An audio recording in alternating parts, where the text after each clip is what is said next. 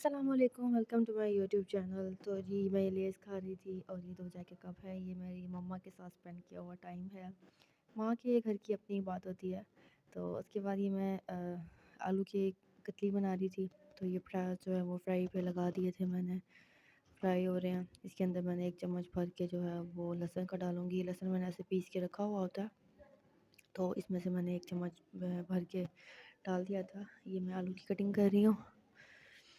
आलू मैं जो हूँ बहुत ज़्यादा ना मुझे घुले हुए आलू पसंद है आलू की कतलियों में ना, जैसे कतलियाँ पतली-पतली आ रही होती है ना शोरबे में, वैसे मुझे पसंद नहीं है और घर वालों को भी ऐसे ही पसंद है, तो मैं ऐसे ही इनको जो है वो कट कर रही हूँ। आप लंबे काट लें या गोल काट लें, ये आपके अपने ऊपर डिपेंड करता है। तो इसके अलावा ये कि आप नाश्ते में बनाएँ इसको, अगर सालन सुबह में नहीं है, इस रेसिपी को आप फ़ॉलो करें, तो बहुत मज़े की बनती है ये और जल्दी भी बन जाती है। बस आपने इस तरह से प्याज़ और लहसुन जो है मैंने फ्राई किया है और अगर अदरक है वो भी डालती हूँ मैं, वैसे मेरे पास अवेलेबल पिसा हुआ नहीं था, तो वो मैंने नहीं डाला। तो मैंने इस तरह से ये आलू जो हैं वो अ, काट लिए हैं सारे। अब उसके बाद इनको मैंने वॉश किया अच्छी तरह।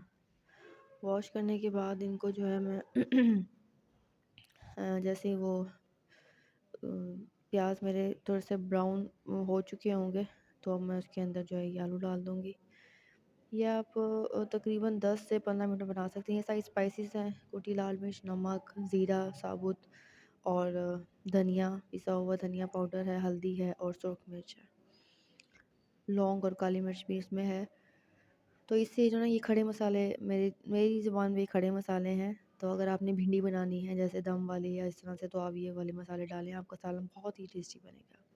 तो इस तरह से ये सारा चीज़ें मैं इसमें ऐड करने के बाद जो है ना आलू भी मैंने डाल दिया इसमें, जो प्याज मेरे फ्राई हुए हुए थे। उसके बाद मैंने उनको फ्राई करूँगी और अच्छी तरह। ये लंबे वाले आलू मैं इस तरह से रख लेती हूँ बच्चों के चिप्स वगैरह बनाने के लिए, फिंगर चिप्स ना।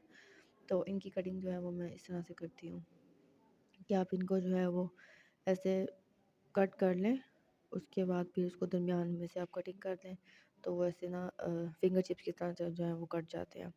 फिंगर चिप्स मशीन मेरे पास अवेलेबल है, जैसे बाज़ारी आपको देखने में मिलती है, लेकिन मैं यूज़ नहीं करती क्योंकि उसको निकालो फिर उसको धो के रखो, वो भारी भी बहुत है।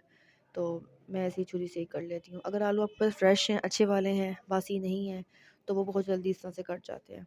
जो आलू बहुत मतलब पुराने होते हैं, जैसे अ फ्रेश नहीं होते या फिर और किस्म के होते हैं, क्वालिटी अच्छी नहीं होती, तो वो सख्त होते हैं।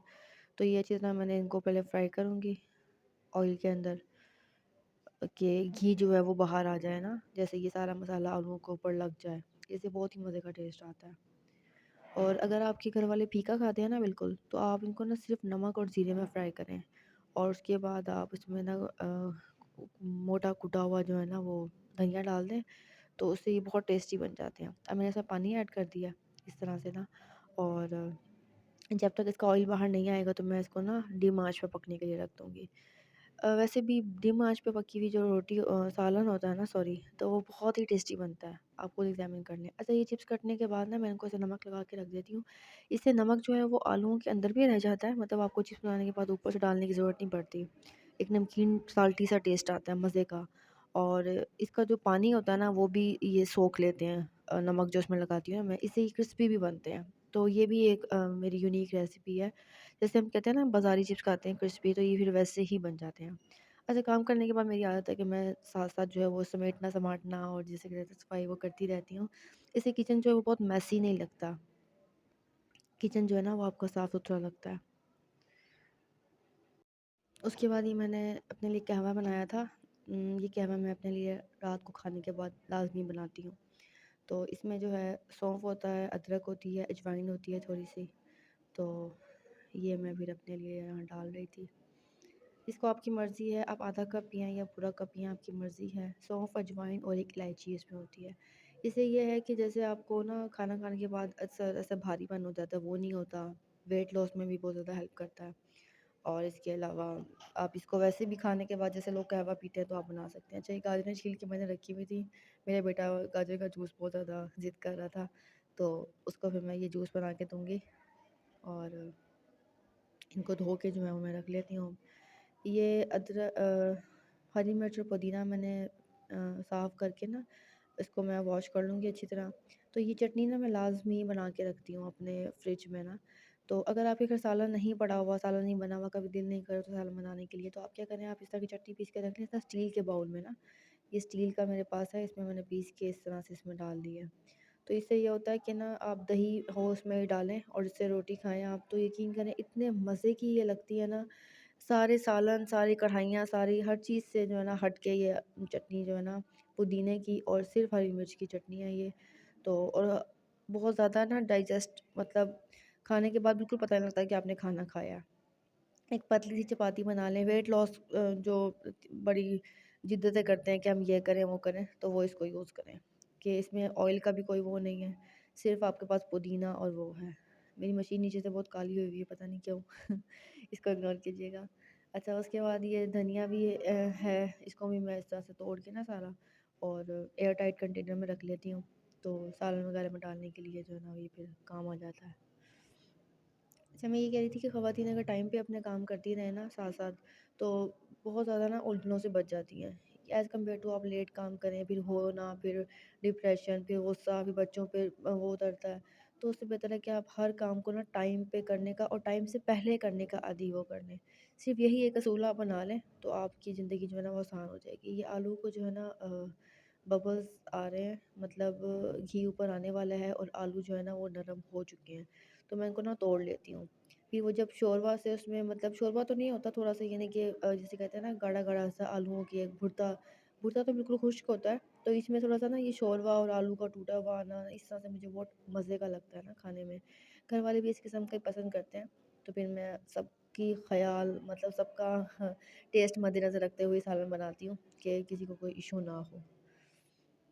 तो ये इस तरह से ना मैं इनको तोड़ लेती हूँ ताकि ये और ज़्यादा जो है वो नरम हो जाए। अगर आलू अच्छी क्वालिटी के हैं तो वो तकरीबन 10 मिनट में गल ही जाते हैं, और अगर बहुत सख्त आलू हैं, कोई बासी मतलब बहुत पुराने आलू हैं, तो वो क्वालिटी भी अच्छी नहीं है उनकी, तो वो इस तरह से ना फिर टाइम लेते हैं। तो ये बबल्स आ गए थे, शोरबा हो गया था, तो मैंने इसके अंदर जो है ना वो धनिया डाल दिया धो के, और उसके बाद मैं इसको जो है ना वो रख दूँगी। देखिए इसकी कितनी प्यारी जो है वो शक्ल आ रही है यहाँ पे। घी भी ऊपर आ गया, और इस तरह से ये ना ज़ीरा और काली मिर्च मैं कुटी हुई रखती हूँ, तो ये भी डाल दूँगी। इससे खुशबू और जो उसका टेस्ट है ना वो बहुत इन्हांस हो जाता है। ये सारी चीज़ें डाल के ना मैं इसको रख देती हूँ ढक्कन दे के।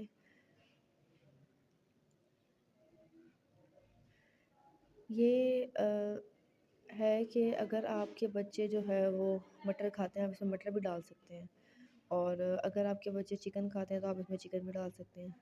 फिर ये मेरा काम ख़त्म हो गया था।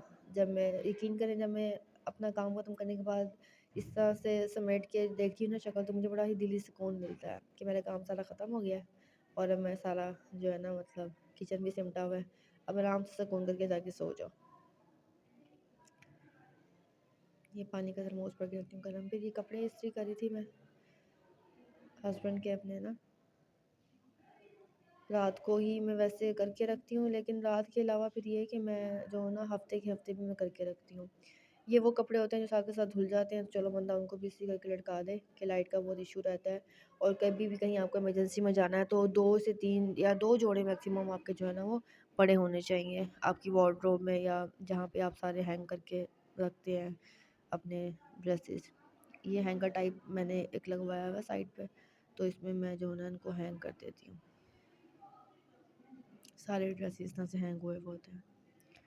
अच्छा, उसके बाद मैंने एक ड्रेस सिलवाया था, तो ये वो मेरा ड्रेस स्टिच होके आ गया, इसको मैं देख रही थी।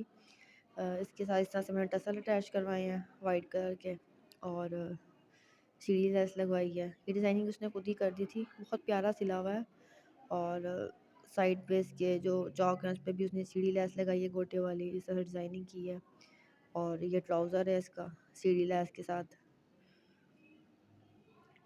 तो ये बहुत अच्छा उसने सिया हुआ है, मुझे तो बहुत अच्छा लगा, पता नहीं आप लोगों को अच्छा लगा है या नहीं।